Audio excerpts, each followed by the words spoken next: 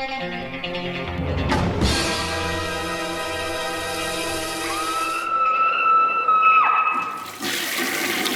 guys, what's up? It is week 154, and I have a feeling this one's going to be a little quicker than usual. I was up pretty late last night recording the top 10 of 1985 on the 22 Shots of Moods and Horror podcast. That should be up shortly within maybe next week or so, but we had a lot of fun doing it. It's a very long show. Of course, they had Moodz, Jeremy, and JP from the 22 Shots, regular on there, regular guys, and then Derek also joined in, and Carly. So it was a very long podcast. We are going to do 11 through 21 later on as more of a bonus thing. So keep your ears open for that one. And everybody was a little sleep deprived, and some people were drinking, so it gets pretty raunchy, maybe a little bit on PC. So be warned. It was all in good fun, but some people say some things are a little inappropriate. But 85 was a hell of a year. This will be the last batch of 85 movies in here that I'll be talking about, and I'm going to try to incorporate maybe a quick top 10 list, a rehash of what was on that podcast later on for you guys. That'll be very short, and then I'll probably include the video version of the 11 through 21 of all of us on this video down the line. So I also want to start this with a correction. I wanted to mention Pulsagari, which is a movie, I think I call it, from South Korea, but I had seen a little bit about the story of that it was this really crazy story that North Korea dictator kidnapped a South Korean director and forced him to direct Pulsagari, and that story is true, which blew my mind. So technically, Pulsagari is a North Korean movie. The story behind that is wild and crazy. I have some people that commented on it, so I'll read their comments and everything like that. But I guess we're going to hop into the first review, which is a Patreon pick, which this whole video is riddled with Dive in 85, Hammer Horror, and the Patreon picks. So yeah, the first one is from my boy Jonathan Wilhelm. He picked Bioslime, which is a movie that had been on my radar for a long time. I know Dustin Mills is a fan of Bioslime. He brought it up before. So I was kind of excited to check it out. This one was released by Shriek Show, under the fresh meat kind of label they had when they were introducing kind of, newer directors and everything like that. So, Bioslime. This story right here is essentially a siege movie, kind of mixed with the Thing deal, but it has some weird stuff that goes a little bit different. What we have is kind of a low-rec criminal. He's supposed to steal this kind of biological weapon, Bioslime, and sell it to a cop or something like that. Something goes wrong. He ends up killing the cop and escaping with, he gets killed. His girlfriend escapes with the bioweapon, takes it to this apartment complex. The bioweapon gets out. Everybody's trapped in there. Among the apartment complex includes, the landlord and his mail-away wife, mail-order Russian bride wife, the main character who's a recovering alcoholic artist, a porn director, and a bunch of porn actresses who are involved in the shoot, with some actual porn actresses in there, and a couple other people scattered around within the movie. A abused girlfriend and her husband comes looking for her. So all these people become trapped in this apartment with the Bioslime. This movie is one of these things where I absolutely adored half of it, and I really disliked the other half. So it's really weird. Like, half of it to me is the perfect movie, and half of it is just a perfect independent, low-budget movie, and half of it is just very annoying. We'll just start with the negatives really quick. The characters, some of them are really kind of lame, and they do dumb things, and they're kind of poorly written. I did not like the lead character at all. I thought his performance was kind of lackluster, and even when they call back to the movie The Thing, there's a line that they directly lift from The Thing. I think, man, I wish I was watching The Thing instead of this. So sometimes a well-placed homage can make you feel appreciative of the movie, or it can make you think wish you were watching the other one. So it had the latter effect for me on that. The positives, here we go. The special effects on a budget, the practical stuff, the CGI they have to use is not very great, but it's for its time. The practical stuff is top-notch. There's slime, there's goo, there's people being overtaken with the Bioslime, and the Bioslime is a unique weapon. It's used completely, not completely different, but in the vein of something like the Quatermass experiment or The Thing, where it absorbs them and can bring them back at different times. But also the imagery of people being tied up in the Bioslime reminds me of the old X-Men comic part. The X-Men comic, there was this character, I can't remember what it was, but he wrapped all the X-Men up in this tangled stuff like that, and it was identical to that comic book I had, where the cover was all of them being wrapped in something weird. Oh man, what was it? I think that they may have made a toy of the guy. He had like a French fry head. I think it was that character, and he was like this bioengineer weapon kind of nasty thing, and it kind of is a story of Bioslime, but there's a really kind of more deeper moment where one of the characters is kind of confronted with the bio slime, and you realize it's a thinking kind of entity, and that was kind of genius and different. So all in all, I do think it's worth checking out, especially for low budget fans. But like some of the acting and characters just this took me out a little bit too much. I wish that the lead was different character, possibly. Maybe I'm just tired of the recovering alcoholic artist type character, but a lot of it was very innovative, and some of the stuff they did was top notch. But some of the other stuff, script and acting suffered a little bit. But some of the other things I kind of loved, and there's tons of nudity and stuff. If that's a lot of people dig it for that. How many these body horror movies that are like Thing kind of style movies have tons of nudity? Not too many, unless it's a Cronenberg, of course.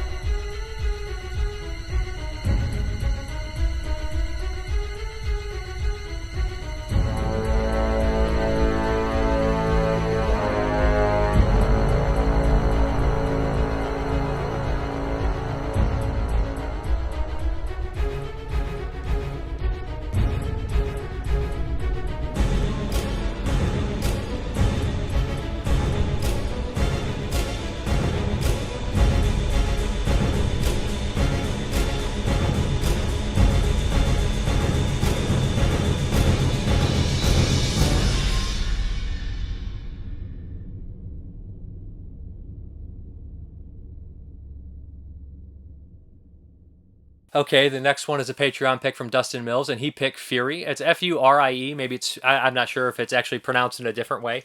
This is a South Vietnamese movie. I don't think I've ever seen one, and I probably wouldn't have because it says like the first South Vietnamese movie released in America. So there we go. This is on Netflix. It came out in the last couple years, and this is your classic kind of martial arts revenge, kind of save a kid kind of movie. It reminded me a lot of the North Korean movie, The Man from Nowhere, which is an excellent movie about a kidnapped child where he goes after them before the child gets put into like a body harvested type deal. So we have a female not what's the word I'm looking for, enforcer. She's a bookie. She collects money, and her daughter is highly intelligent. She's a single mother, and everybody kind of laughs at her for it, calls her a bastard and things like that, the school kids. And the daughter is ashamed of her mother being this kind of physical force and whatnot. So one day at the market, after her and her daughter have kind of a fight and everything like that, and trust issues, she is kidnapped by a group of guys, and which leads into one of the great chases I've seen in a very long time.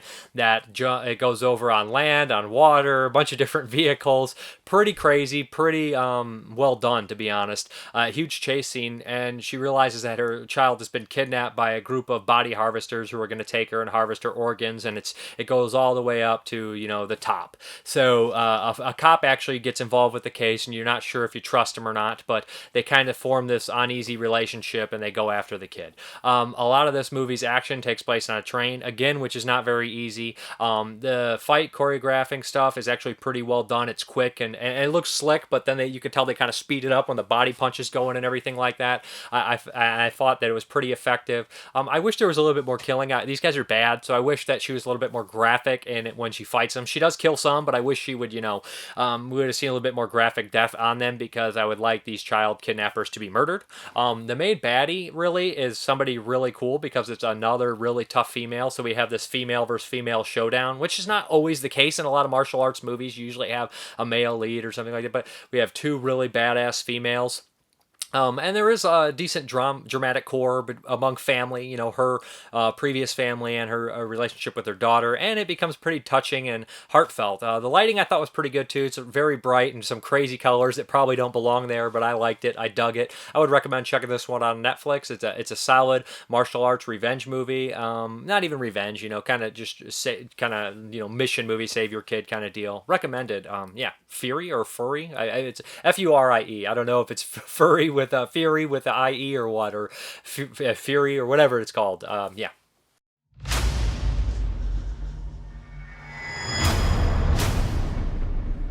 Tôi theo vụ này đã 3 năm rồi.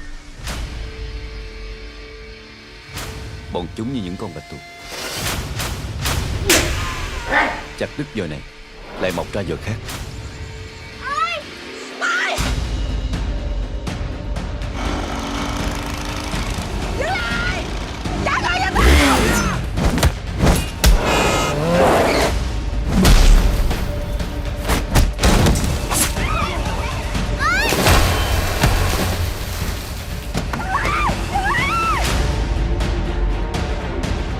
Đứa này nữa là mình được 30 đứa. Số hàng chiếc này rất là lớn.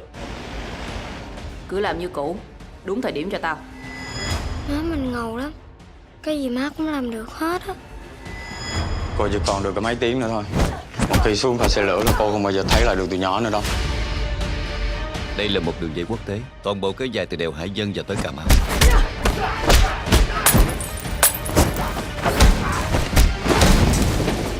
Mày lết được tới đây là giỏi lắm, nhưng mày vào nhầm chỗ rồi. Tao có thể tới nhầm chỗ, nhưng mà mày đã bắt nhầm con tao rồi.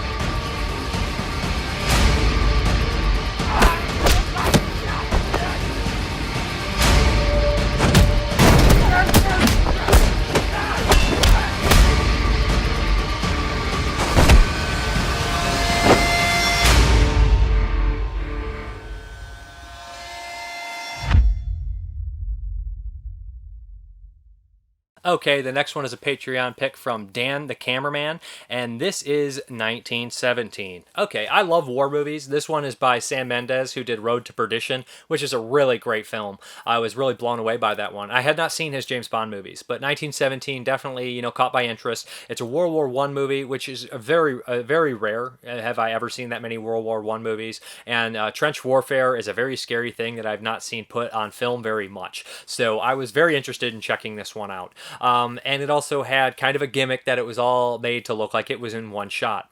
And it definitely does have that going on. So the plot is essentially two soldiers are picked. One is in relation to one of the characters that they're trying to save. They are picked to go across enemy lines. It's a British soldiers go across enemy lines through German, territory, held territory, find a platoon or a battalion and tell them not to do this attack, or otherwise it's an ambush and 1,600 men will die.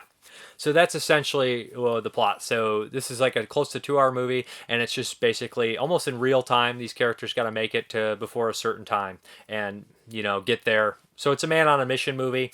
It's done really realistically, and for the most part, I feel like this movie falls within its realism, and they do lots of really nice camera shots and tricks when they're running through the trenches and bumping into tons of people. The idea that would have to be that would be so hard to do.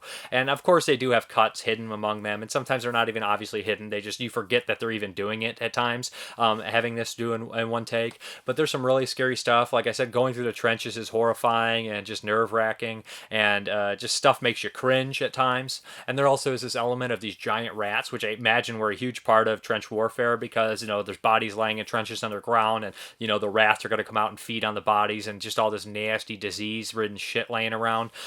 Yeah, the rats are CGI, and I know people are like, yeah, but you kind of have to do it. I know it's not that time in back in the day when you just throw a big pile of rats in there. They probably don't like that, humane society or animal activists and everything like that, for good reason. But the CGI rats, they look like CGI CGI, and they're good CGI. If this was in like a Marvel movie, you wouldn't complain. But the movie, I think, falls on its realism, to me at least, is kind of what it's going for. And the CGI rats definitely feel like CGI rats, and the CGI flies, the same thing. That's my only minor knock on the movie. Besides that, the acting's tremendous, and the characters, they feel real, and at times you get frustrated and annoyed with them. At the same time, you kind of put yourself in their situation because they seem like everyday people. They don't seem like these larger than life type characters. They seem like everyday people and heroes in a lot of ways. So there's that. There's some really mean war is hell kind of stuff going on that happens. And there's a really great touching moment with one of the characters at the end where I thought that it was a really tremendous performance of a lieutenant at the very, very end. But you can see the frustration and the just beaten over that, beaten down kind of look in a lot of these soldiers' faces and the way they talk and everything like that. What's the guy's name? Cumberbatch pops up in here, and he's got a nice little role. But there's a lot of familiar faces that pop up in here and there, and I thought it was really well done, kind of great movie, and really visually beautiful at the same time. Highly recommended, emotional movie, and I think it really picks up at the third act. Intense too, very intense stuff. And if I've ever learned anything in these movies, never trusted German in a war movie, ever, ever, ever. Don't do it. 1917. In your own time, gentlemen. Must be something big if the General's here. You have a brother in the 2nd Battalion. Yes, sir. They're walking into a trap. Your orders are to deliver a message calling off tomorrow morning's attack. If you fail, it will be a massacre. We've got orders to cross here. That is the German front line. Hold fast! If we're not clever about this, no one will get to your brother. I will.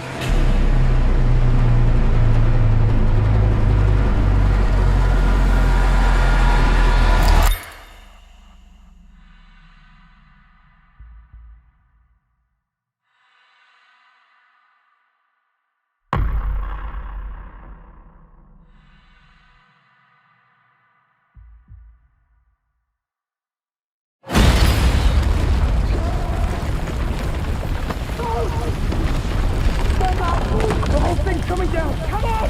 Can't see! I can't see! Trust me! Jump! There is only one way this ends. Last man standing. I'm going back to see my father. We need to keep moving! Come on! I'm going back.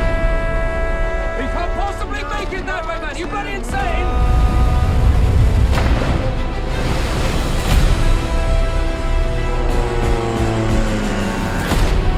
Why in God's name did you have to choose me?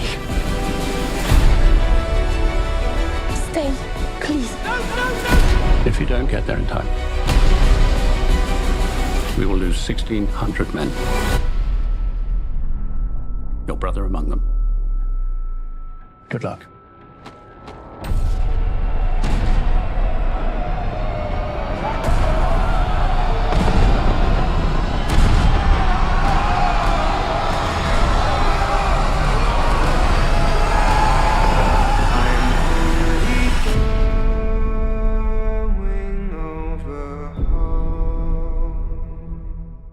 Okay, the next Patreon pick here is from Chris Rivers, and he picked Mr. Boogedy, which this is a Disney Club exclusive. There is a sequel. I did not get a chance to watch that. I will down the line. But Mr. Boogedy is a 45-minute kids kind of family-friendly movie. It stars Richard Massar, how do you ever say his name? But he's in The Thing. He's in a bunch of stuff. And it also stars John Astin and Ted, what is it? Bud Bundy is in here. And geez, who's the other kid? It's a very familiar face. I knew who she was right when I saw her, but so it's got some familiar faces, and this is a super cutesy movie. It's about this group, this family, and they kind of own this gag business, like whoopee cushion kind of style, so they're always having these weird stupid gags here and there, shake your hand, get zapped kind of deal. And they buy this house, and Sean Astin is basically there. Now, is it John or is it Sean? I always confuse the Astons. I think it's John Aston, actually. Gomez, guys, and he's in Return of the Killer Tomatoes. Well, anyways, Gomez tells him that the house is haunted, and the interaction that he has with Richard Masur or whatever is so great. It's very funny, and when he gives him the shock, I loved his dialogue, and he's like, "Are those expensive?" He's like, "No," and it's just, he's great in it, although he's not in it enough. But they basically tell them the story of Mr. Boogedy, and you realize the house is haunted, and Mr. Boogedy had put a curse on there that he had taken a woman as his wife, or wanted her as his wife, and she refused, so he kidnapped her child, and they're forced to live there. And of course, Mr. Boogedy comes back, and he starts all these hauntings and everything like that, and there's some weird shenanigans and hijinks that ensue. I imagine this movie did scare some children at the time. But watching it now for the first time, it's just kind of really light and goofy and cheesy. But all around, it's pretty fun, and I enjoyed myself. I don't have that much to say about it. It's only 45 minutes. I would like to dive into the sequel and see what they do next. Which I think the sequel is feature length. But I would recommend checking this out if you're in the weird kind of kids movies. I know Jeremy from 22 Shots is. We just had this conversation, so you might want to check this one out. But that is Mr. Boogedy. Weird stuff. Tonight on the Disney Sunday Movie, the Davises are moving into a new house. Definite fixer-upper. Where the tenants are deceased, but not departed. This house is not haunted. Keep an eye out for the Boogedy Man. What Boogedy Man? Boogedy. Now it's every man, woman, and child for himself. I saw him! What a weirdo. Dad's gonna negotiate with Mr. Hamburger Face. It's spirited family fun. Mr. Boogedy. I'd move. Okay, this is a Patreon pick, but more importantly, it is the Weekly Western. Let's go.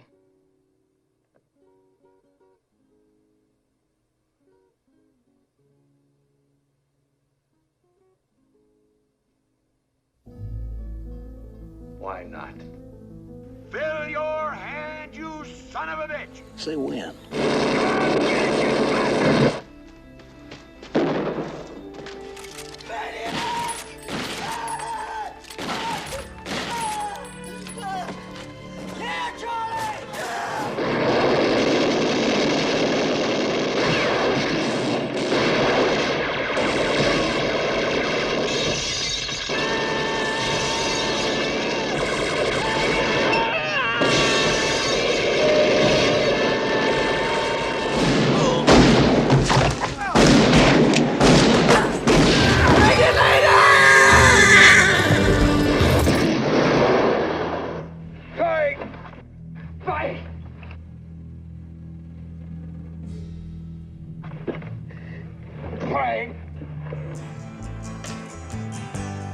Feel I'm knocking up on heaven's door.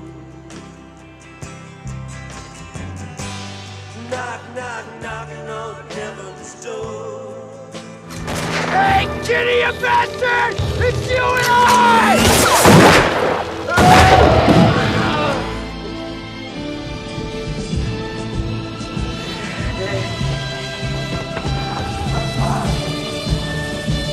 I don't deserve this. I know what you guys are thinking. It's been forever since I've had a weekly Western, and this is Appaloosa, named after the famous city. This was picked by Derek B., and he knows I love Westerns. I had not seen this one. I believe this is written off a book, Parker, and, I'm not familiar with his material. I'm pretty sure I've seen movies based off his material, but I can't pinpoint it exactly. But this is actually directed by actor Ed Harris, and is based off a book, like I said, and it stars Ed Harris, Viggo Mortensen, and Lance Hendrickson, Jeremy Irons, and is it Reese Witherspoon? I always confuse Renee Zellweger and Reese Witherspoon. I don't know why. It's the weird names to me, and I always confuse them, and they're nothing alike, and it drives me nuts. I think it's Renee Zellweger. I hate it. It's just weird. It's one of those connections in my head where they were put together forever for no apparent reason. But it's the same with Debbie Mazar and Furzuka Bulk. It's just like, boom, right in my head. But, okay, so... All right, this it's a really excellent Western movie.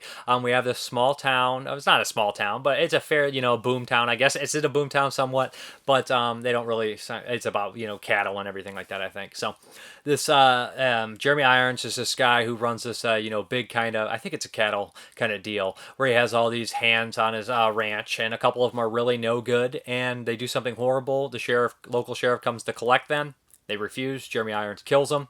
And so the town is kind of being held hostage almost by Jeremy Irons and his men. They're doing whatever they want. So they decide to hire these kind of Ed Harris and Vigo to kind of be these enforcers and have them be the sheriffs. So they come into town and immediately they start to set these rules forth. And it reminded me of a lot like Tombstone, where they post the guns and everything like that. You can't carry a gun in town. And they set these rules to basically make sure that these guys have a problem with it so they can take care of these guys. So essentially what happens is, there is some turmoil, and Ed Harris and Vigo take out some of Jeremy Irons' guys, and right there's obviously some trouble between them.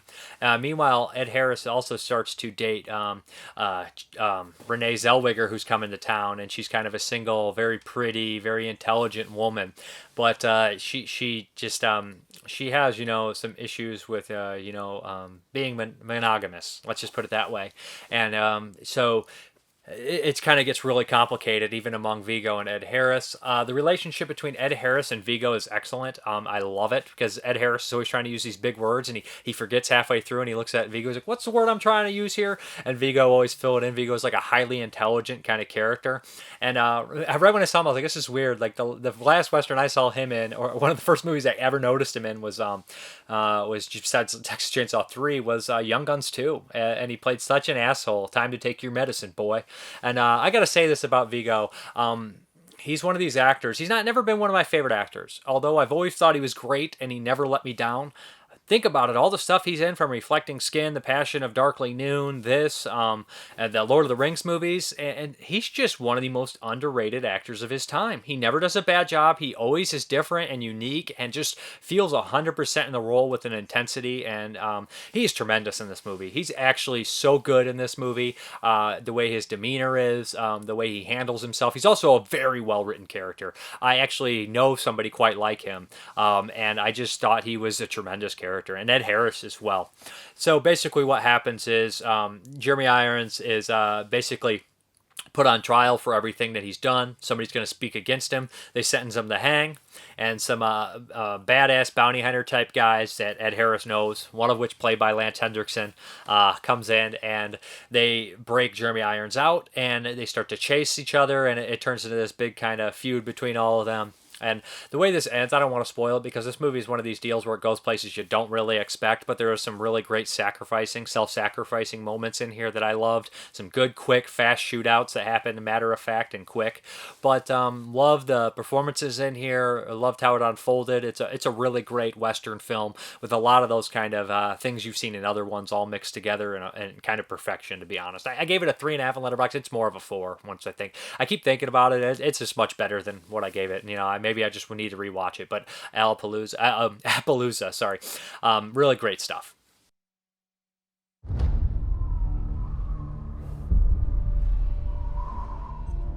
Men like us do gun work because we can. Because we're better at it than most. You're as good as Virgil with a gun? I've never seen anybody as good as Virgil.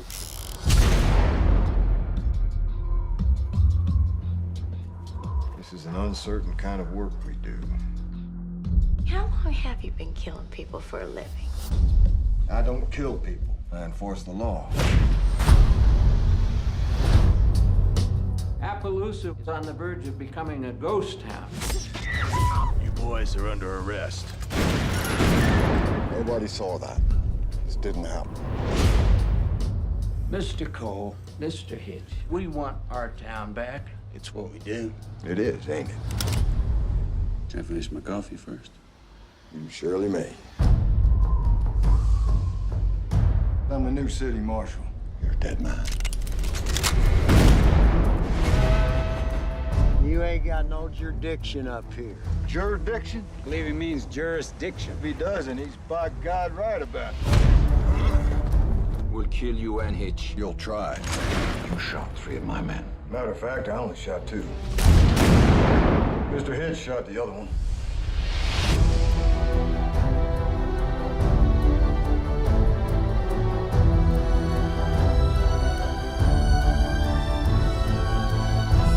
Anything happens to me, I'd appreciate you looking after Allie.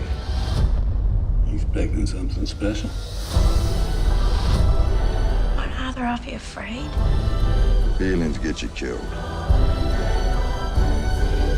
Looks like you made your first mistake, Cole. You afraid to die? I ain't afraid. Good, because you go first.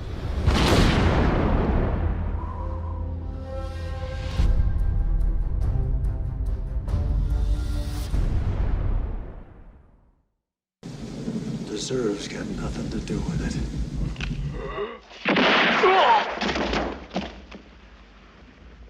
When you have to shoot, shoot, don't talk.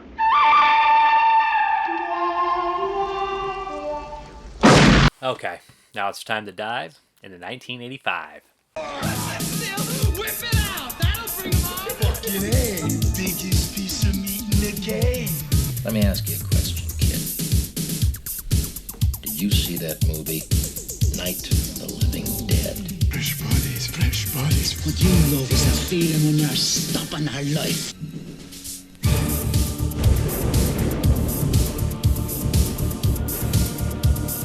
Kill for me. And he is not a welcome visitor. What the hell happened to Rosemary? You want a silver bullet, huh?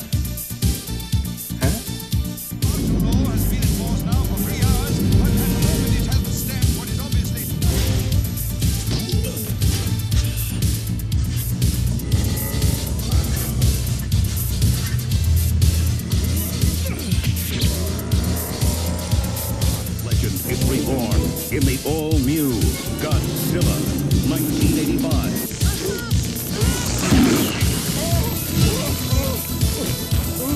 Perfectly normal for insects to be slightly telepathic. Yeah, it's normal for insects. But am I normal?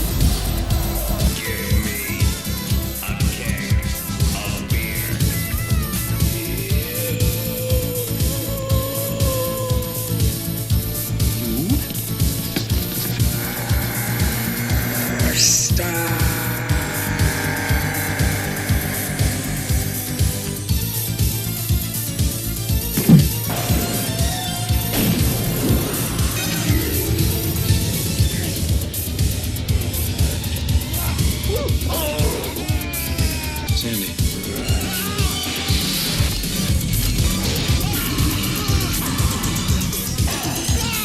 Horror has found a new home.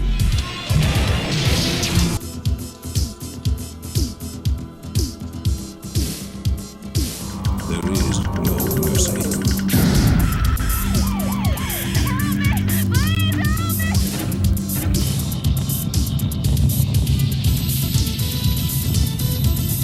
Well, you just pissed me off. Well, if that's the way you feel, forget it, Vic. Just forget it. But I think you're really out of line.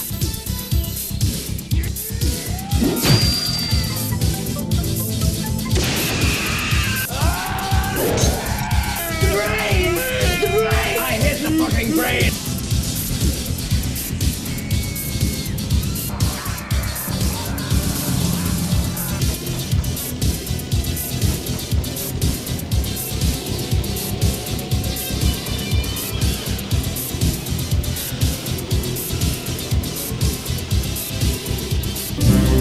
It will scare you to pieces. Fright Night.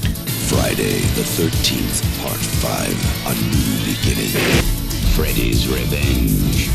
House. Cut and run. Demons. Day of the Dead. The Return of the Living Dead. Your journey ends here. Welcome to Fright Night.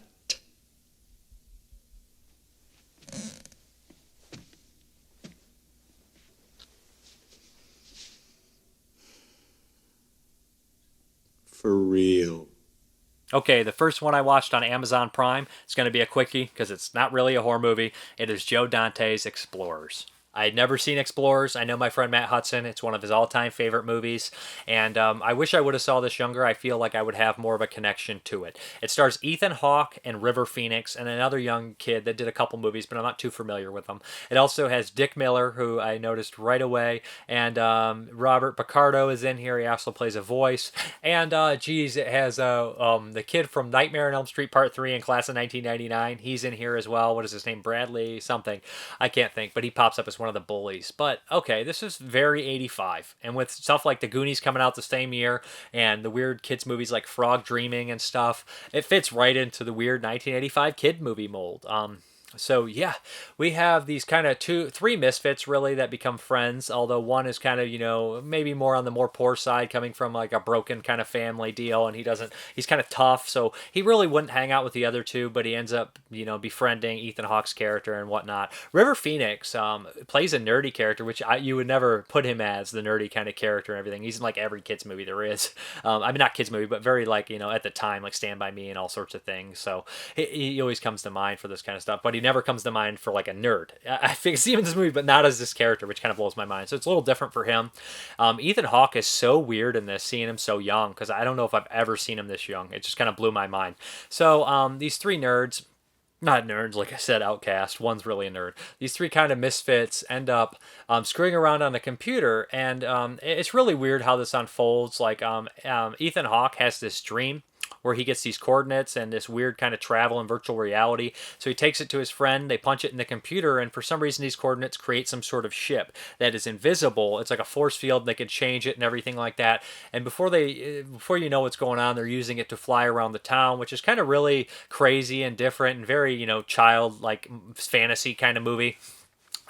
I really had a hard time grasping the science of this, but they kind of explain it to a certain extent. And some of that explanation kind of unfolds into Dick Miller's character, and that's probably the most heartfelt, touching, and most interesting moment of the movie is when you realize that Dick Miller wants to attract these kids because he sees them flying around on the ship, and it's a spaceship kind of deal. So he's like kind of a, you know, a helicopter pilot that is called because they're causing a ruckus, and he's kind of scanning the area.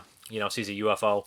So he becomes interested in it, and he becomes obsessed with it, and you realize that he had the same dreams. And that kind of idea that there's this broad kind of broadcast sent out to individuals that maybe are, you know, a bit different or sensitive or outcast can see this kind of weird calling to them. It's a little, I like that. I think it's pretty sweet and kind of different and very 80s.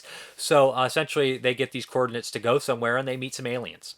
And a weird, crazy moment, and weird stuff happens, and they say, like, it's funny that even the brain rot of television has made it into space and changed and affected aliens as well, is kind of the statement on that.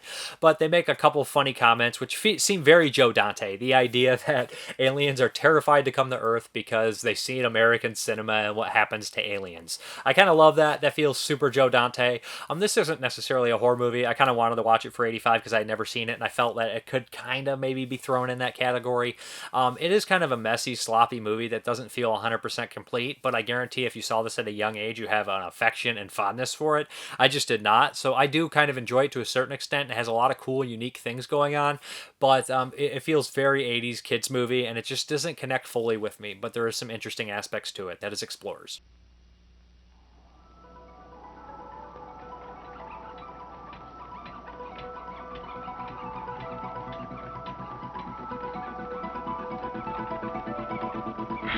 Hey, watch what you're doing.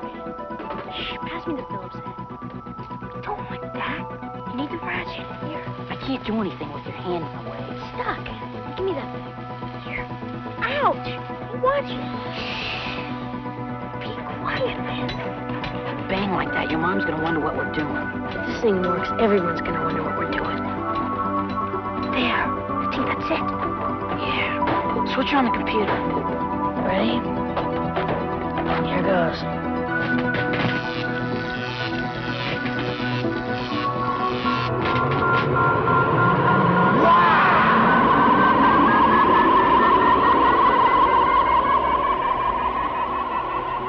From the director of Gremlins, Explorers, coming this summer from Paramount Pictures.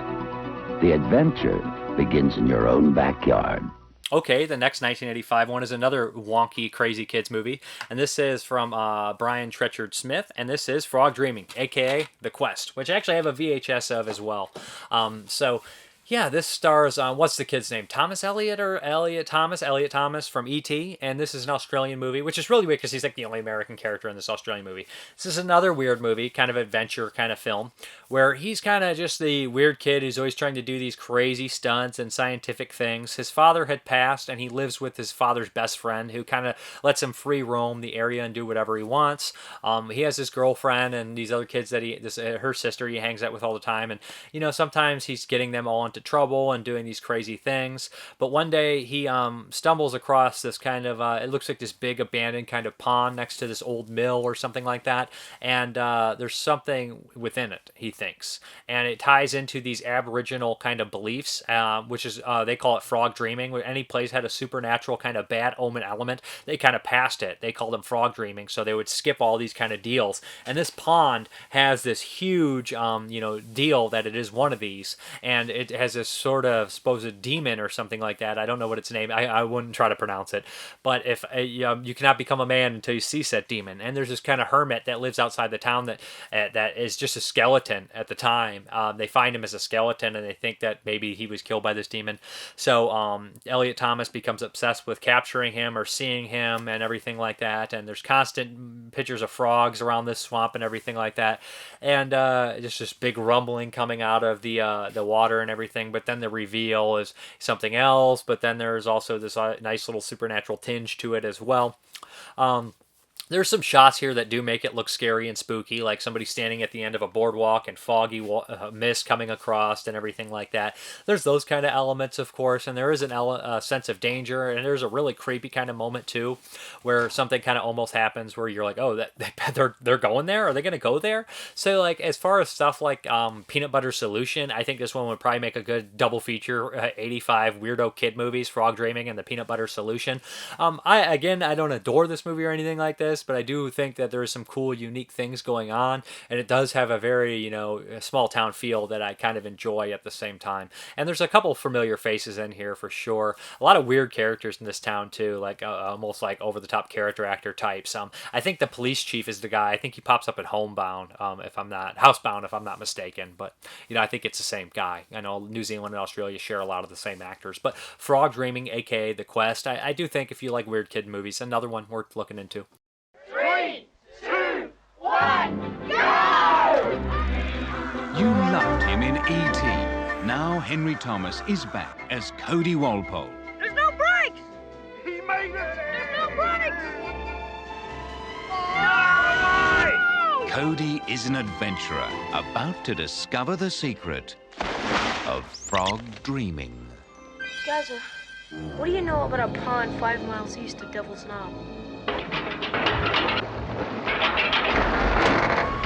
I want you to promise me you'll stay away from that pond. Do you believe in monsters? Some for 20 years. I was married to one. First you dance with the devil. Then you find out about Donkey. Cody, just hang on. This is going too far. That thing could be 1,000 feet deep, if there's a bottom at all. I reckon I got about 3 minutes worth of air down there.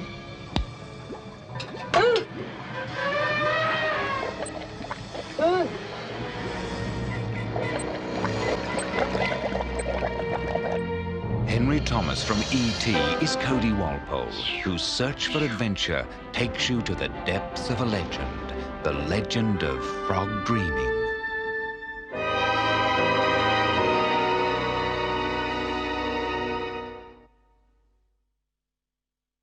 Okay, here we go. One from 1985. It's a Canadian movie, shot on Betamax, and this is The Tower. This I basically put in my Letterboxd review. This is like 2001 meets something. I can't remember. Meets High Rise Horror. 2001 meets High Rise Horror. This is super boring. This is an hour and 43 minute movie, SOV kind of deal. Hour and 43 SOV movie is like 2.5 hour regular movie. So The main complaint about this movie is it's a big high-rise, it's full of a bunch of people, and everybody's an asshole or an idiot or a mixture of both. I just did not want to watch these people at all. Essentially what happens is the computer is programmed to be pretty self-efficient and take care of everything, self-sufficient and efficient at the same time and take care of everything, but there's a programming error and it doesn't want to waste energy and it's using too much energy, so it starts to suck up people and turn them into energy. So that's the plot. Everybody who touches a certain thing gets sucked up and disappears. There's no real, effects like in terms of gore or violence or anything like that. And there's some assholes, some criminals in there, and it just becomes tedious as hell. There's this one point where this old woman who's like just a miserable piece of crap for no reason. You could have made her nice. She's actually there to catch her cheating husband, who's also a miserable piece of crap. So it's just like, so she's there to catch her cheating husband, and there's one, she has her high heels on, and the lady's like, maybe you should take this off to help you. She's like, I know what I'm doing. I'm not that old. And then she takes off the heels anyways when she's not looking, and then she decides they're all staying in the stairwell because they don't want to go out into the area because that's where it's dangerous and the things will get you.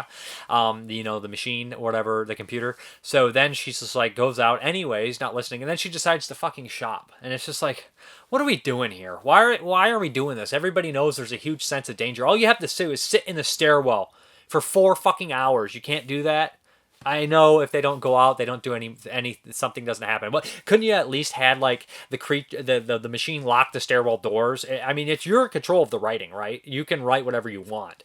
So why even go in the stairwell or have something where I don't know, it gets them out of the stairwell without people just being like, I guess I'm leaving for no reason. And it's just like, this is ridiculous. This is like fourth grader kind of stuff. You're not going to leave if you know you can die just by touching a door or something like that. But she ends up walking and shopping. And it's funny because the thing will, even if it touches you, you die. So like for some reason it lets the lady go in the store, sucks out all her air, then kills her. I'm like, well, she could have touched anything and she could have got evaporated. She have to touch the door. She was going to touch the door eventually, right? Whatever. But just very stupid, very boring. Everybody's a douchebag in it. That's the problem with the movie for me. I'm sorry. Maybe I'm being too harsh on this one, but I wanted to fall asleep, and it's just boring, and I just do not care for it. It's just not very effective. Just 2001's an excellent movie, of course. You know, that whole idea of, the computer programming taking over itself and becoming dangerous is a great concept for a movie, but this one really doesn't work. Watch Evolver or something over this one, but The Tower, no thank you. I think it'd be better if you came with us.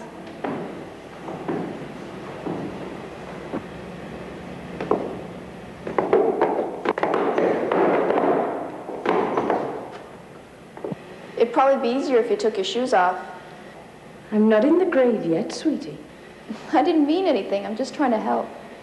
Go help your boyfriend.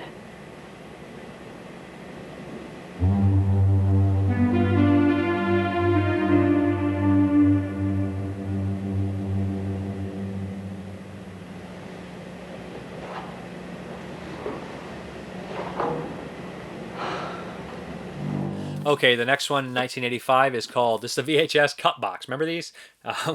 Terminal Choice. This is a Vestron tape.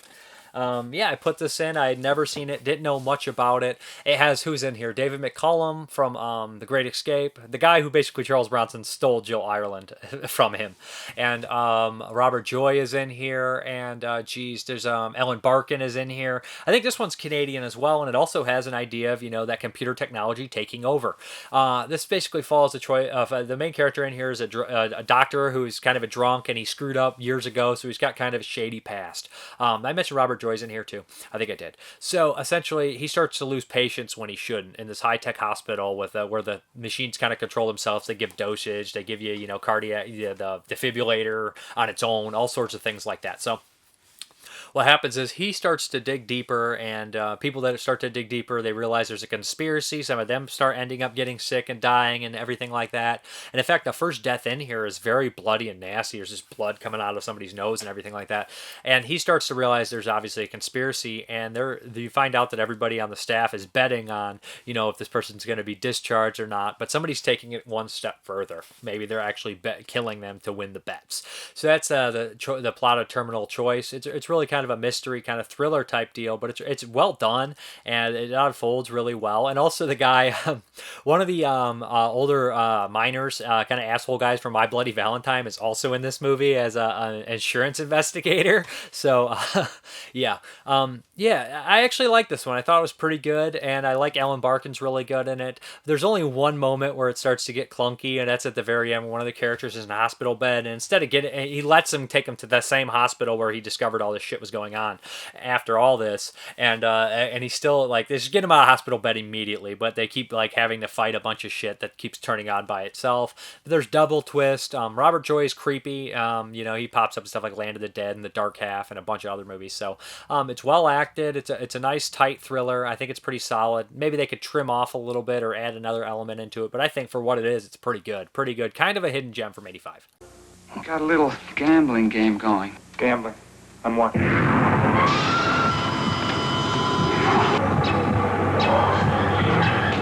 What started as a game has become a deadly undertaking, and the prognosis is terminal. Terminal choice. Come on, let me see you kill somebody. Rated R. Now playing at a theater or drive-in near you.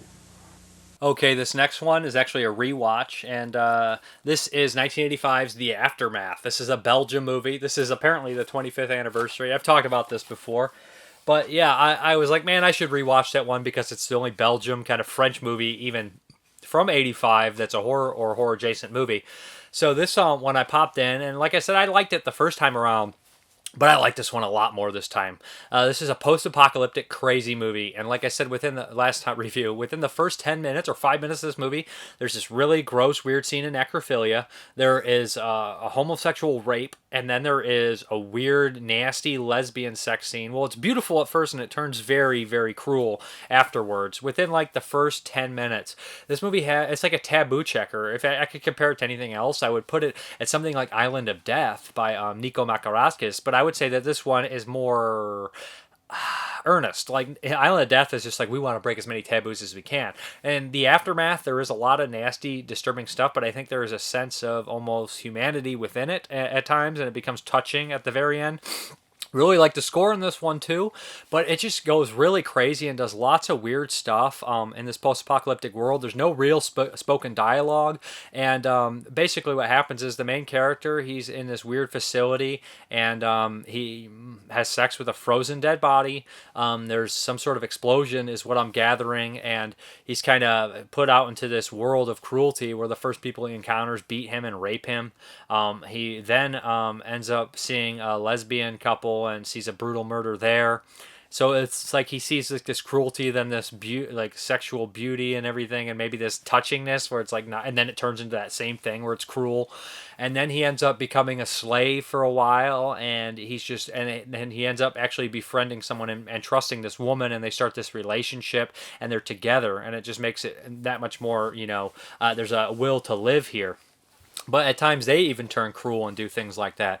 But they encounter all sorts of horrible people from like weird religious groups that are obviously twisted and turned, and also like groups of cannibals. So all sorts of crazy things that you could experience in a post-apocalyptic world, but they have to become cruel and fight and everything like that. But what this couple overcomes, and the very ending with the triumphant music at the end, I really like this one actually.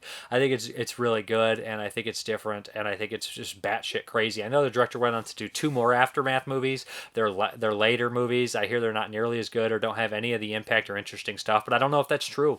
I know one has Osama bin Laden on the cover, which is like, that doesn't seem like it fits the other ones, but oh well, whatever. But yeah, I really like this one. If you can find it, check it out. I think that it's well worth your time, and a gem of the '85. Crazy post-apocalyptic, weird movie with lots of really stomach turning stuff in there, churning stuff. So yeah, The Aftermath.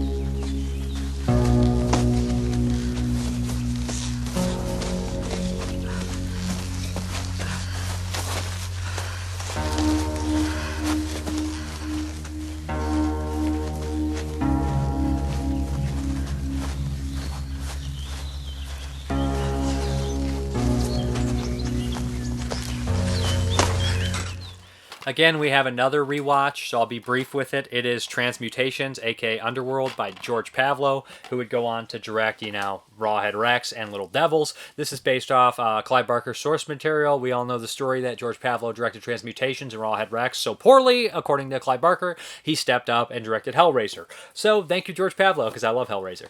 But Transmutations, it should, on paper, it sounds great to me. It's a mixture of Nightbreed and Ozone, the J.R. Bookwalter movie. So I'm like, those are great. So we have this chemist and Demhell Elliott, who is kind of a classy actor. He's making this weird drug that all these kind of people that live underground are taking, but it makes you super strong, but it also causes mutations.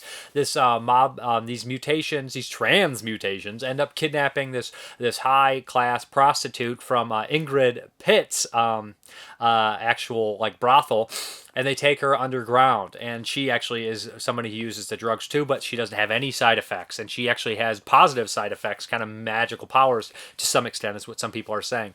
There is a gangster that wants this one guy who used to date that girl, who used to be a druggy kind of bad guy, to go down and find her and everything like that. Of course, you can't trust a gangster. He's no good, and there's some double crossing going on. The guy who's hired to go down there and find her, he's such a weird, bland character. He's supposed to be like this ex-punk, like maybe crazy criminal, and he has these red streaks in his hair, but he seems so uptight and so square. He just does not fit in this movie at all, and I don't think he works at all. He's just really like a sore thumb. Like, this guy, I can't see that hard edge to him. I mean, he has a hard edge, but it's more like an uptight hard edge. It's like, I can't see him being like this crazy druggy or criminal thing type deal. The two henchmen, one is okay, the baddie, but one is so annoying. He's so cheap. He's got his hair slicked back in these sunglasses. Awful. And I'll mention again that there's lots of characters hiding in areas shooting while people are standing out in the open wasting the people who are hiding. It's like, whatever. There's lots of just dumb moments where like one of the transmutations is hurt and he's like, come here, and want it to the bad guys. And you know what he's going to do, but the bad guy still goes up there. It's just like dumb shit like that. There's a cool meltdown at the very end of the movie. All in all, though, it's really tedious to get through. And the music at the end is actually kind of decent. I kind of like the music and the action sequences, besides the obvious people standing in the open and killing everybody. But the special effects on the creatures, I mean, I wish they would have went more elaborate, like Nightbreed. That would have been excellent. If they were more monstrous and everything like that, and they could have done so many cool things with it. Kind of reminds me also of Severed Ties. Remember that movie where there's like these people in the sewer and there's like the weird detached arm with Oliver Reed. Weird, crazy movie. But it kind of reminds me of that too. But it just doesn't really work for me. I think it's really sloppy and kind of just boring, very boring. Like I said, when a British movie is boring, it's really boring. So yeah, Transmutations. Okay, we have another rewatch. It should be a quickie. That is Terror in the Swamp. Yeah, this is also a New World video, which I forgot to mention that freaking Cut and Run was also a New World video. So, and the stuff. So many New World videos, Roger Corman's company. So this is Terror in the Swamp. Like, I did review and watch this one before. It was actually the first of the VHS voyages. And yeah, I don't know any of the actors in this movie. This is Hicksploitation, and it involves some experiments in the swamp that turn the Nugina. Is it Nugina, which is basically just a giant swamp rat, into Rat Man or Rat Bear, were rat thing, or whatever the hell it is. And it's like a giant swamp rat that's running around the swamp killing people. So essentially what happens is, it kills people here and there. We see its point of view. We hear a lot of weird squealing from it. There's some poachers out there, a family of poachers, these two big boys and their dad and their friend. And they're really huge and they're really kind of funny. And the one is kind of like dim-witted. And obviously his scenes are kind of funny. I showed a clip from that last time, and somebody said they were like Pacino, De Niro, Brando, move over, or something like that. And it just cracked me up because he's like, Jesse, he killed Paul. It's just over the top and actually kind of fun, even though he is like endearing character, I guess, to a certain point. It is still very funny because it's such a trashy, just like backwoods swamp movie.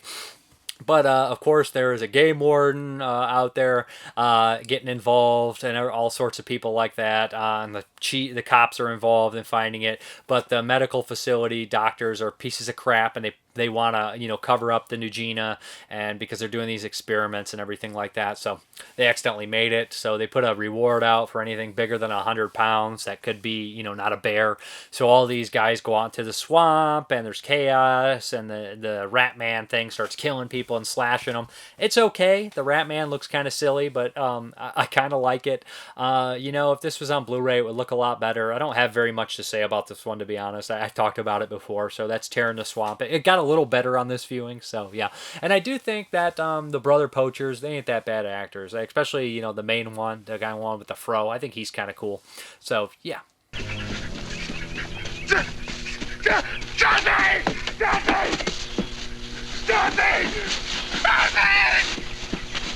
Jesse! What's wrong? What's wrong? Man, we were going our way to get you to ours. What's going on? It was Pa's leg, Jesse. I know it was Pa. Jesse, what happened? I know it was Pa, Jesse. He's dead. I saw his leg. Where, T-Bob? Where? On the trail. Oh, no. We were drunk last night, me and Bubba. Papa and Joe went out to fix the generator. We heard that scream like we did that day in the marsh. That's right, T-Bob. We run outside and took a couple of shots at it, but it dragged your paw off in the marsh. We were too drunk to track it at night. That's right, T-Bob. We lit out at daybreak. We done picked up some tracks headed that way.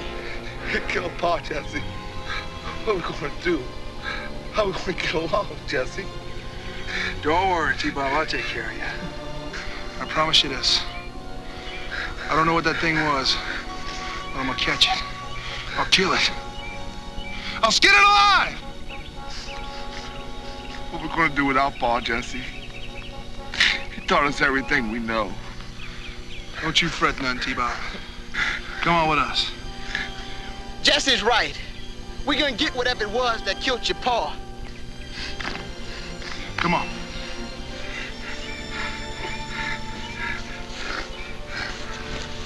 Across the swamp. We're going on Poacher's Cove. We're gonna pick up some of that stuff we got down there. And we're gonna find whatever it was that got Pa. And we're gonna fix his wagon for sure. I guarantee you. Come on.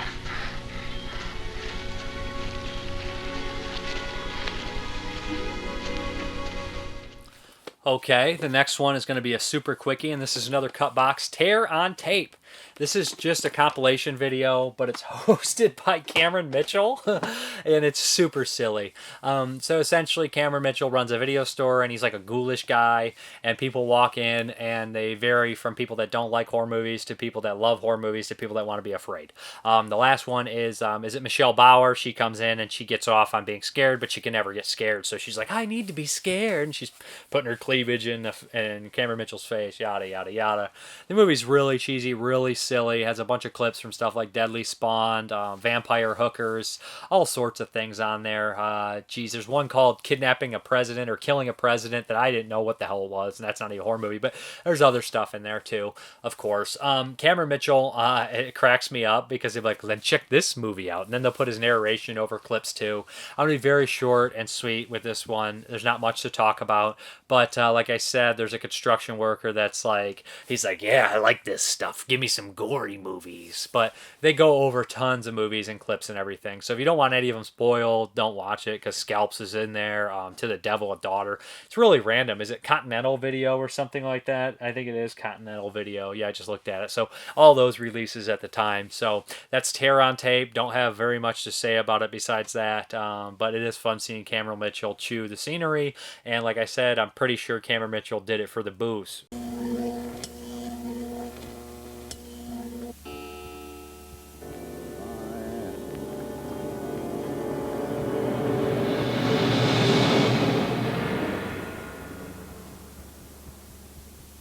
Oh, my God.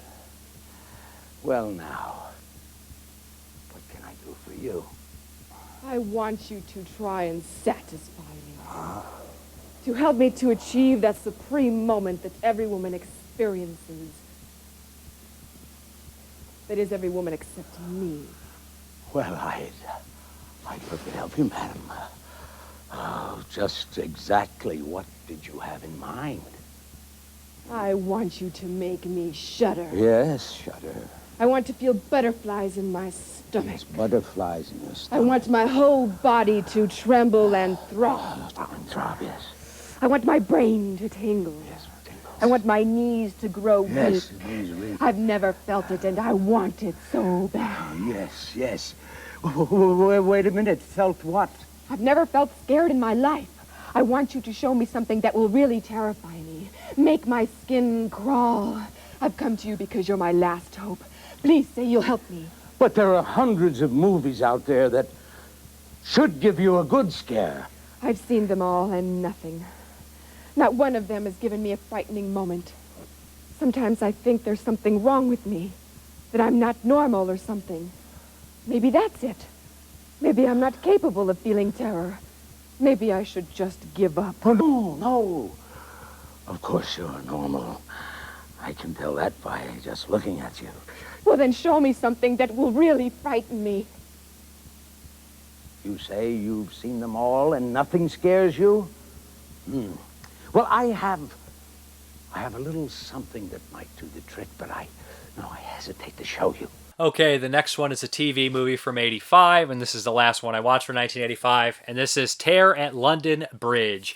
And I put this on, I was like, I don't know if I'm going to finish this one. This is one on Amazon streaming. So I was like, I put it in, I was like, why not? And then I saw the cast, and I was going through, and I was like, okay, David Hasselhoff is the main star. So I was like, what the hell? I started kind of chuckling, and then it was like Adrienne Barbeau. I was like, oh, cool. And it was like Clu Gulager. I was like, oh yeah, the third Clu Gulager from 85, along with Return and Nightmare on Elm Street 2. And then it said Lane Smith, and I was like, you know what, I'm just gonna watch this one. It's got a nice cast. It's a TV movie. It's the second Jack the Ripper story from 85, along with the Ripper, and it's also a weird supernatural tale. So this is basically the story. You know how the London Bridge is in Arizona now. They took it apart. Well, they found one rock that was at the bottom of, at the river, and they put it back into the bridge. But what you guys don't know is Jack the Ripper jumped off that bridge and died to his death. I think his blood got on that rock or something like that. So when they put that rock back in and somebody walks across the bridge and cuts themselves, it revives Jack the Ripper, and he comes back into this small town and he starts to pick off women. And David Hasselhoff, who is a Chicago cop with a troubled past, it's up to him to stop it. Clu Gulager's the chief. He don't want a problem. Lane Smith is running the city council, and like the mayor from Jaws, he wants business as usual so they can make money. Yep, you get it. You've seen this before. Adrienne Barbeau is a sexy librarian looking for a date. This is it's fairly cheesy, and there's this really great moment where David Hasselhoff has this like dramatic moment. He's like staring at the thing, and I had trouble not laughing. Like, he's trying his best. It's not horrible acting, but it's just like, I don't know, the whole scene comes across really cheesy. And there's him dancing the disco for a second on the thing, and just for a couple seconds, but it's overall fairly decent. And Jack the Ripper, there's a twist where it pulls you for a fast one where you don't expect something, and you're like, oh wow, I'm kind of surprised I fell for that. I'm an idiot. But didn't hate it, didn't love it. I thought it was a little bit better than average TV movie, and I'm glad I kind of watched it, to be honest. And I swear, Clu Gulager, I love him, but he's doing like the same thing he's doing in Return of the Living Dead. He's like, how's it going, buddy boy? Does he say buddy boy in every movie he's in? I sure hope so, because he's one of my favorite actors, so he's one of my favorite performances in Return of the Living Dead of all time. So like, I just imagine he says buddy boy quite a bit. So this one's enjoyable. Love Clu in it, and Lane Smith plays a great prick. If you can't get Lee Ermey, get Lane Smith, I guess. So yeah, that is Terror at London Bridge.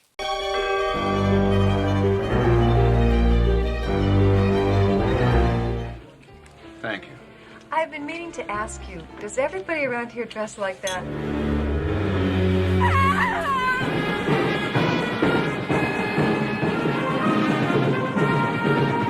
So what do you think of him? Don't worry about your wife. People don't just disappear and have a suit. This came from under the nail of the deceased's right forefinger. 100-year-old blood. That's a theory, Gregory. That's all it is. It's a theory, and it's your theory. I don't want to see your theories in the newspaper. You be careful, you hear?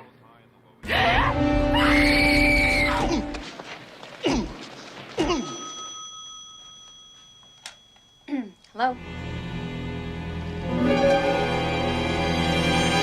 Our history section is just right down there in section D. To the left.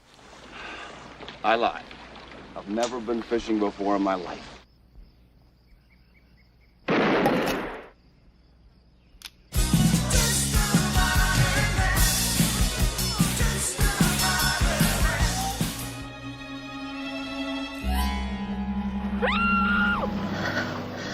I could really use some company tonight. Well? Oh, it's fine. You know, your attitude stinks, man.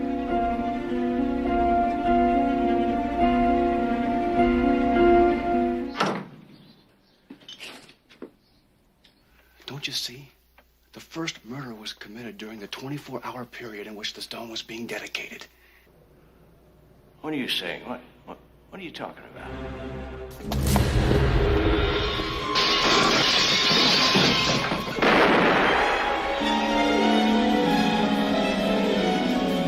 Okay, the last one I'm going to talk about is Medium. And this is a Polish film that's actually on Netflix, and it's streaming. It looks excellent compared to the version I watched. I watched it on YouTube before I knew it was on Netflix, like an idiot. But this is a Polish movie, and it's kind of like a police procedural, kind of like Patrick, the Australian movie. I was watching this, and at first I was like, man, what is this? This is very confusing and semi-inept, but I can feel like I'm connecting the dots, but I'm missing a major point. And then after one moment in the movie, it all connected. And then by the end of the movie, I was like, this is a genius movie. This is absolutely a hidden gem, very intelligently made, and very well worth your time if you can pay attention and connect the dots. After a certain moment, you kind of connect the dots. So what happens here is, this is kind of a strange way to start this. We have this guy, he's into the occult, and he's going through a medium, and she's telling him there's these people, these three people that are kind of going towards this one house, and everybody's going towards this house, and they don't know they're doing it, and then they wake up, and we have this police officer who goes to buy food for his fish. And the pet store owner is passed out in some sort of diabetic coma, but he finds a strange man who's there, who seems out of it and doesn't know what's going on. He starts to question him, and he tells him there's another man here. He can't remember him. He gave him an injection. He doesn't know why he's here or what's going on.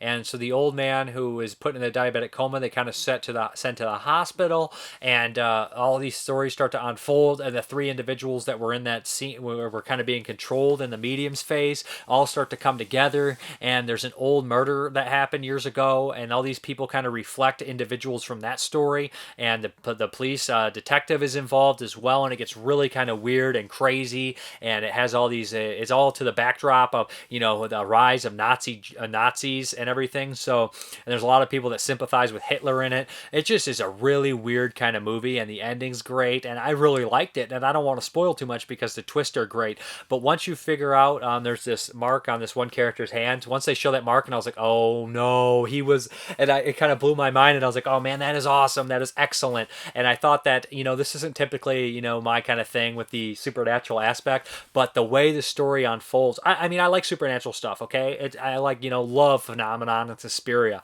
but I've never been big into, you know, I guess I do like this more than ghost stories. I'm not big into ghost stories. This isn't that.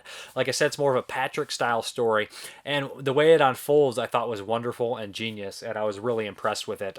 So I think this is actually a hidden gem and really well made, well acted, kind of crazy movie that's just batshit, and I've never seen anything quite like it. It's called Medium. It's a Polish film. It's on Netflix, so check it out if you can. It's really good. Hammer time! For all who are willing to pay the price, we invite you to go through the mirror of life.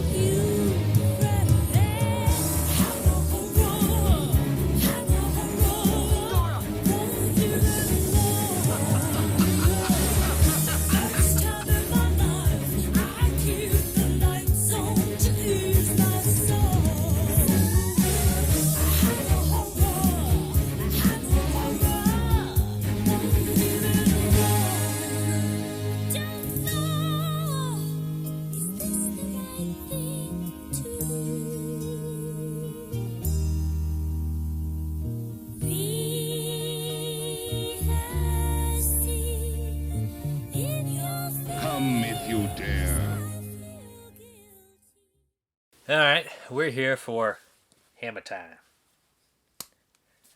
It's the most realistic hammer sound of all time. There we go. Alright, And we're here to do the final in the Frankenstein series. 7 films. This is the, I guess, climax, or the, not necessarily climax, but it's Frankenstein and the Monster from Hell. Terrence Fisher comes back to direct, and Peter Cushing comes back again. It didn't follow, it's not a sequel to Horror Frankenstein, which is a semi-remake. It is a sequel to... I guess, which is the last one, Frankenstein Created Woman, which none of them really have any through line through them. So this also stars Shane Bryant, or as his name is, whatever. He was in Fear of the Night, Demons of the Mind, what's the one where they go in the town? Straight Until Morning. Right. So he's in a bunch of these ones most recently. No, he's in Captain Kronos too. So he's in a bunch of these movies, and he's really good actually. I've grown to like him. He's like the last Hammer star there was, and he's perfect as this kind of snooty rich kid. And he reminds me very much of young Baron Frankenstein in The Curse of Frankenstein. Mm-hmm. So here we go. Now, Dr. Frankenstein somehow is manipulated to take over an insane asylum by, I guess, having dirt on a bunch of the people that work there.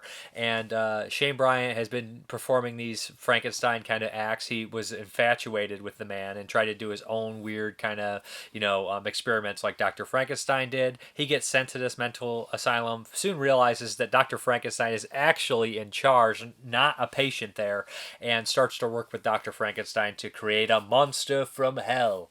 And it's funny because it's almost as if Frankenstein hasn't learned anything from any of these movies, because none of these movies have actually taken place prior besides the first 2. Yeah, when they happened. Yeah, you can't take any 2 of these Frankenstein movies. Except Curse and Revenge. Yeah, and put them I don't know where the timeline is. Frankly, I thought that he died in Created Woman where it catches on fire. He dies in all of them.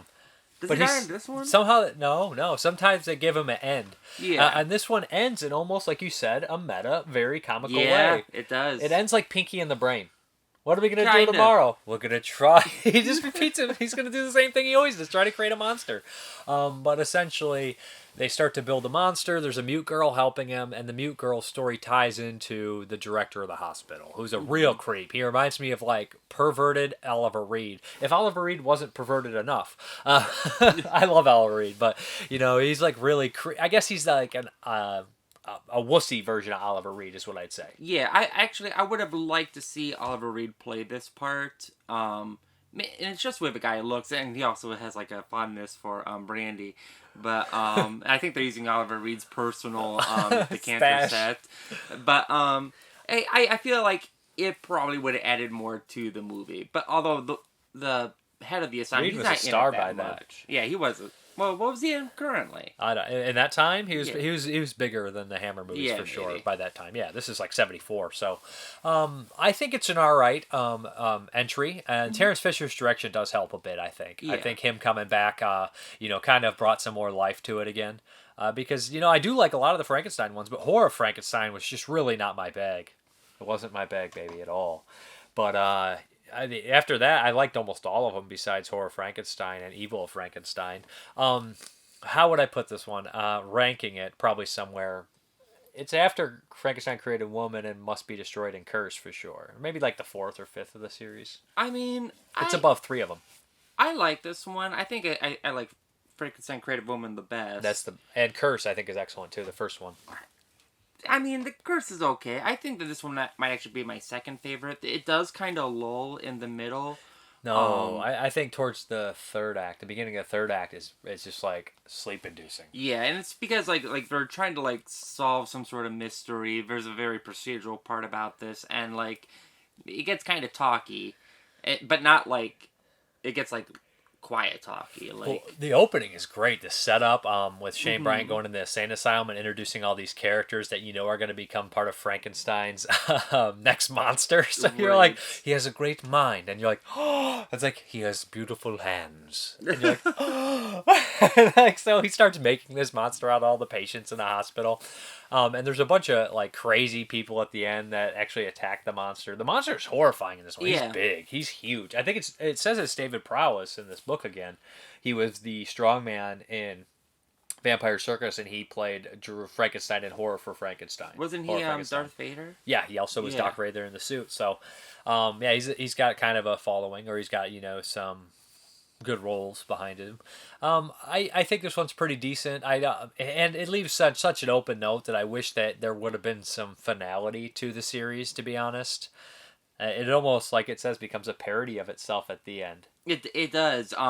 Like essentially he gets torn to shreds by the inmates of the asylum. Monster, not Dr. Yeah, Frankenstein. the monster. Like they just tear him apart. But all the monsters always end up killed, and Frankenstein somehow manages to weasel his way out and survive. Right, and I think what it is, why this is so meta is you have like the general mass just like literally picking these films apart, and Frankenstein's like, I'm just going to give him something new. I'm just going to do.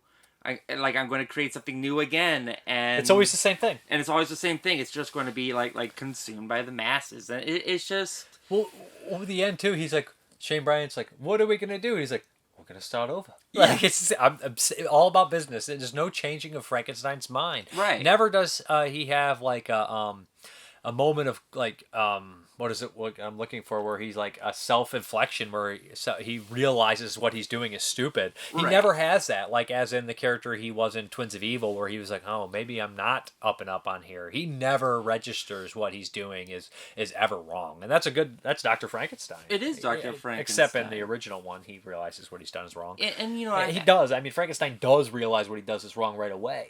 Right. But in these ones, afterwards, he doesn't.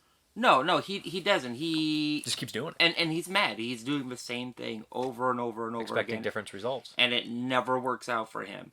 And like he says, I'm just going to do it again. It's like, none of these movies are continuous. We're all fresh new starts. We're all... Except 1 and 2. Except 1 and 2. And it's just, I'm just going to do the Frankenstein story again and again and again, and it will always and always fail. But they switch it up a little bit to add new elements. I think it's really interesting that these movies follow Dr. Frankenstein versus when I think like the Universal, I think it more follows the monster. Well, yeah, the monster going through all these different things. Well, they couldn't get the rights to how Frankenstein looked, but yeah, the original ones. I mean, he's not always with Dr. Frankenstein at all. He fights the Wolfman. He's in a bunch of different movies.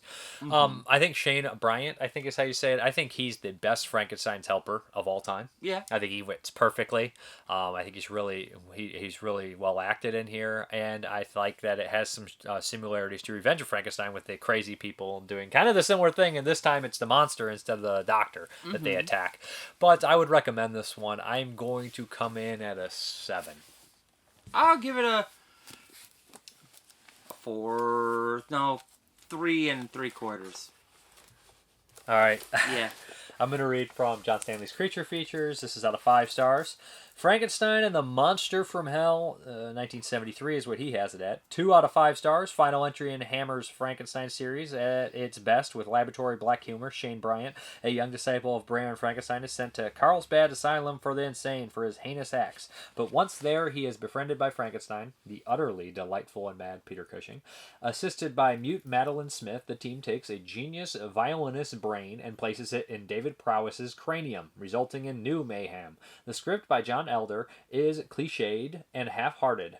Terence Fisher's direction is weary. It's but a ghostly shadow of earlier films in this historic series. I feel like he probably didn't like the other ones. I was just acting like he liked them. Right. I don't even know how he feels about some of the other ones. Like, I feel like he was kind of harsh on them. Maybe he was more right. I can't remember all the reviews, to be honest.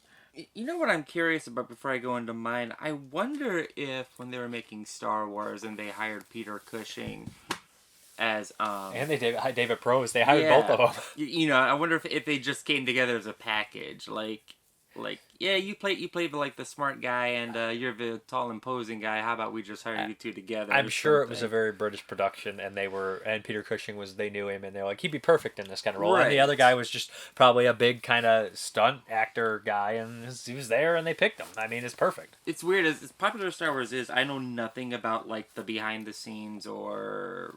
No, I don't know the casting either. Yeah, maybe it is a British production. Please show your book. Oh, I mean, Star Wars has a lot of British people in it. It does. Yeah, that's what I mean. Like partially, maybe it was partially British. Was this Terror on Tape? Yeah, I do think it was partially British cast and made.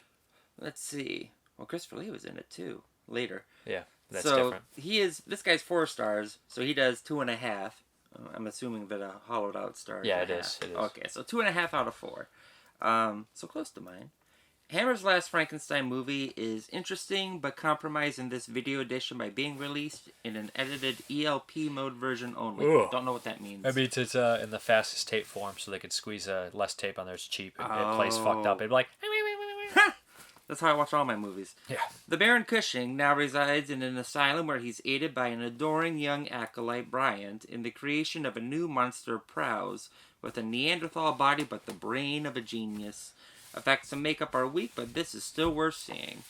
Yeah, maybe the makeup's cheap. The monster's big and scary, but he looks weird. He does look weird. He looks like a werewolf. Yeah. Or like a caveman. I mean, he is a Neanderthal. I mean, that's what he says. And And he had a Carl Panzram story. He tried to break out of the wall and like broke his back. Right. That's the serial killer Carl Panzram climbed the wall and he fell down and broke his spine and he was all messed up and they threw him in the cave. I mean, he's a piece of shit, so oh well. And I don't know why Frankenstein would choose the body of a Neanderthal. Like, he wants to create man, but he's just like... Wants him strong. He wants him strong. He wants the strength of a superhuman. He wants the hands and craftsman of somebody who can do great things, and he wants the brain of a genius. And the nose of an elephant, and the eyes of a falcon. I mean, like, I don't understand why he's like I'm just going to make this mongrel, like... But he can just probably bring somebody back to life easier. Yeah, it's I don't know, it's just like, look at this horrible thing He's I made. crazy, but he made it. He gave it life. Because if you don't make it, if you don't create it, it's not your own being. I don't know what he thinks, but that's what he's thinking. Next week is Legend of the Seven Golden Vampires, the last in the Hammer Draculas. Thank Christopher God. Lee is not in it, but Peter Cushing is, and it's a co-production with the Shaw Brothers. So next week is our last Cushing? Yes. And we have one more lead, don't we? Yep. Oh, wow, we're almost at the end. Yep. And then what are we going to do? We're doing that new series. Oh, yeah. After the year end, after the Hammer season finale, we're doing a new series. Where we talk about Tarantula for 52 weeks. I don't think you put Oh, you did. I did. I put Tarantula on there. Well, how about I pull the fast one? We have to watch the TV movie Tarantula from the 70s instead. No, we're watching the one specifically referenced in science fiction double feature. I am changing all mine to Ants. The one of Stallone? No. Well, that's my other one. There's going to be the other Ants and that Ants. And then them. Ants with a Z. Ants with a Z. Yes. All right. Well, we're out of here, guys. Bye. Okay, guys, let's get into these questions. Nick Mua, another very entertaining couple hours. I like the visual style of how your show. It's very elegant. None of that handheld stuff. What kind of cameras do you use? I just use a couple cheap Canon cameras. They're not the best cameras, but they do decent quality, and it's 1080p, so we go with that. If you could safeguard your movie collection with Indiana Jones-style booby traps, which ones would you install? Probably a pit, like that just drops them down, so like there wouldn't be blood and gore all over my movies. So just a pit that sends them somewhere. I don't care where, just not here. Are you, as you're an expert on all things zombie, I was wondering, have you seen the 2008 Canadian zombie flick, Les Enflammes, aka Ravenous? If so, what are your thoughts? Yeah, I actually did, and I reviewed that one. I thought it was really well made. I thought it was kind of exceptional, well acted, heartfelt, great dramatic core to it, and good characters. Liked it, intense, and the zombies were really weird. Kind of reminded me of like Stephen King's Cell. Good stuff. If YouTube demanded that you include a gimmick in your shows from now on, what would you choose? Doing your reviews on a unicycle, shoot Jeremy out of a giant cannon, juggle knives, adopt a Russian accent? I would go to Vimeo. Yeah, that's what I would do. I just pay the $200 a year and go to Vimeo. But let me see if I had a gimmick. Maybe I would do an exercise or something before each video. I don't know. It turned into an exercise movie review thing. And then we have Dan the Cameraman. At what point did you start to seriously collect movies instead of casually buying them? Ooh, I've always had a collector mentality. As a kid, I collected toys, but after a certain age, we had a couple movies at our house that just, my grandpa brought down. But my grandpa used to record everything. He'd rent and record everything. So we had a bunch of recorded tapes, so we'd have tons of movies to watch. So at a certain point, I started to record my own. And I wrote down lists. I'd wake up in the middle of the night at like 10 to 13 and just write down movies that I wanted to record. like rent and record. I got 2 VCRs, do it myself, and got the scrambler. So I'd wake up and write all down the movies that I remember liking, and I just have lists around my room that are all scribbled on from the middle of the night, dozens of movies written down. Go through the movie review books and highlight what I wanted, put check marks next to all of them. So I've always been a voracious collector, but when I started collecting DVDs and VHS, I went to VHS first and started buying the real thing. You know, recorded stuff wasn't good enough anymore after you started a certain age. And you don't realize that you're stealing when you're a young age, you know what I mean? You don't gather what you're doing as much. And a lot of guys did that back in the day in the 80s and 90s. But at a certain point, I started just ordering offline, and I go to video stores when they're closing down and buy lots of stuff. And then I started getting DVDs, and then hit Blu-rays. And when I started YouTube, it blew up even more, though, to be honest. Then we have, is there a subgenre of horror you really don't like watching? I don't like modern ghost stories. It's just not my thing. Not into them. Or a lot of modern exorcist movies. Not my thing either. Did you always want to be an actor, or did you get your calling later? As a kid, I used to run around the house and act like the Universal Monsters. So I always liked to entertain in that kind of way and make people laugh or just be entertaining to people. So I've always kind of wanted to be an actor, or I was an actor. When me and my friends would hang out, or my cousin, we'd always do these characters. We'd make up these characters and just be running around the house and being weird people and everything like that. Just all sorts of things like that. We do skits and all sorts of things. So I've always wanted to be an actor or liked acting or performing. But after a certain age, I wanted to direct, and then it went back to more of an acting kind of thing too. So I've always wanted to do something involving movies. I took drama classes and stuff too as well in high school, but it was always for fun. Okay, and then we have answers. I said underrated podcast. So Nick Mua, podcast one should listen to. Dead for Filth with Michael Verardi. He always manages to score interesting genre guests who are actually proud of their work and don't try to deny it. Also, the man's a walking, talking encyclopedia. Yeah. I used to go to Wasteland all the time, and I've seen him a couple times there. I really need to check out his podcast. I have not, which is pretty shameful. I'll do that. I know he's a very educated in horror. Life is Short with Justin Long, not a horror podcast per se, unless turning 40 scares the bejesus out of you, and it does. Still, some of the guests, i.e. Virginia Madsen, Judy Greer, have done a fair bit of horror, and their behind-the-scenes stories are a delight. Even the guests who only dip their toe in the films that go bump in the night are interesting. Sometimes the most effective scary films come from people who aren't that well-versed in it. Yeah, you're right about that. Stanley Kubrick wasn't a horror director, and The Shining's excellent. Also, Collander's The Witching Hour with Haley and Perry provides a healthy stream of many a thing horror-related. Movies or shows yet to come, discussing classics with the people who made them or starred in them. I heard about Midnight Kiss on this podcast. And Michael Veer says The Shameless Picture Show had to self-promote. Mark Zelinsky, yeah, dude, been a podcast since 2006 and has a, yeah, dude, that's the name. Been a podcast since 2006 and has a decent following, but still not widely known. Just two dudes from California shooting the shit. Glenn D. Worthington, Bay of Blood podcast. Jordan Bibby, Land of the Creeps. Rebecca Reinhart, mine. It's the Micah Madness, if anybody's interesting. Sam Edwards, Color Me Giallo. BJ Colangelo, My Neighbors Are Dead. AJ Fryer, Darkest Night. Tony Walters, Cough Punch, Drunk Love, the podcast Cough. Watson, who does the WatZ podcast. I would have to go with Considering the Cinema. It's a solo cast by my absolute favorite podcaster, Jay of the Dead, who you might know as the former lead host of Horror Movie Podcast. He's also the lead host of Horror Movie Weekly, yet another underrated show. Jay's work delivers very real value to his listeners, so much so that even when I wholeheartedly disagree with him, I can't help but see him as the most legit film critic in our community. The Roger Ebert of horror podcasting. I mean, hell, Jay's always professional and articulate. His audio is always top-notch. That right there is where it's at, homies. Jason Fetters. I really liked Horror Inc., but they are not doing their podcast on a regular basis anymore. Now I listen to Monster Kid Radio. I also listen to Night Watch, hosted by Todd Sheets, that covers horror and paranormal. Monster Kid Radio is what he also shares. Todd Sheets does have a podcast. I haven't had a chance to check that out. Phil Hall, mine. And then he posts online movie shows with Phil Hall. And then there's a lot of people doing that. It's like, hey, they always self-promote, but what is?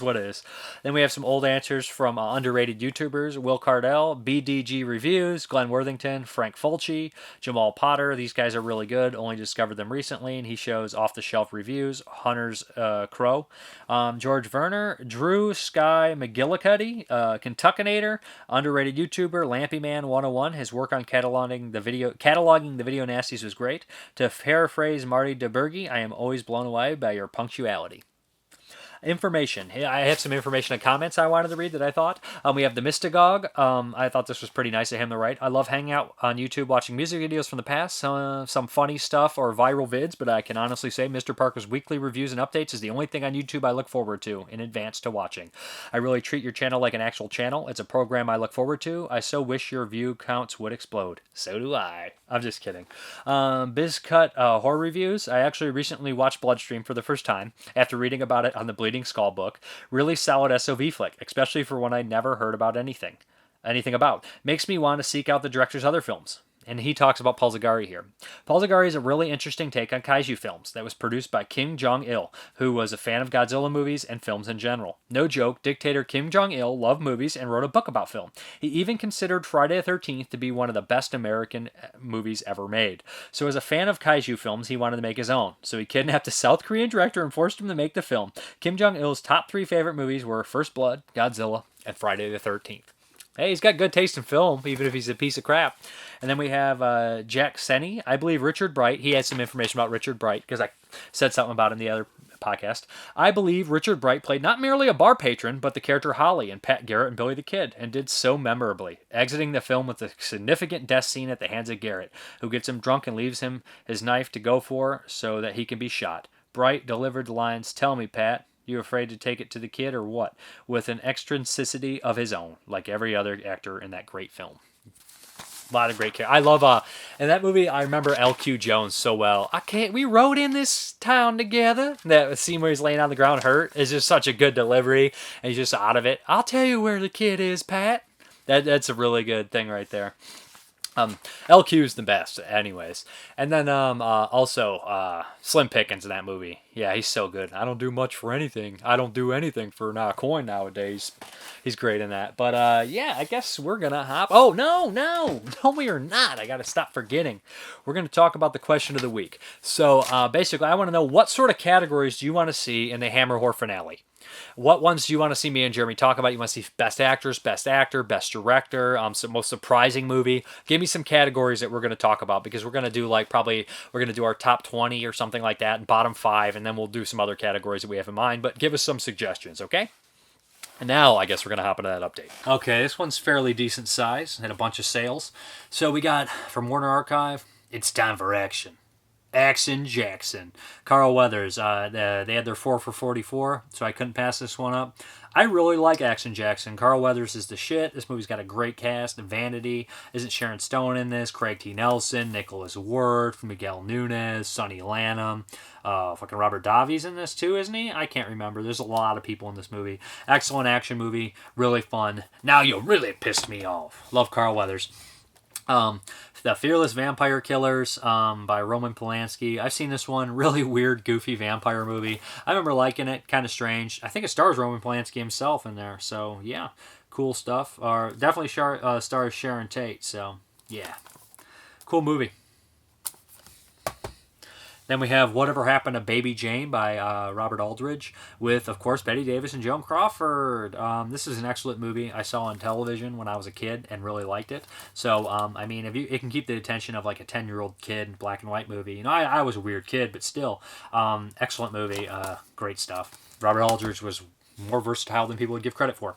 And then we have The Witches, which I have not seen in years. I remember liking this one, Nicholas Roeg movie. Watched it as a kid. This definitely is kinder trauma for children, for sure. But yeah, The Witches, good stuff. Angelica Houston, yeah. Then we got this 3-pack I got from the Target. What the hell's Barget?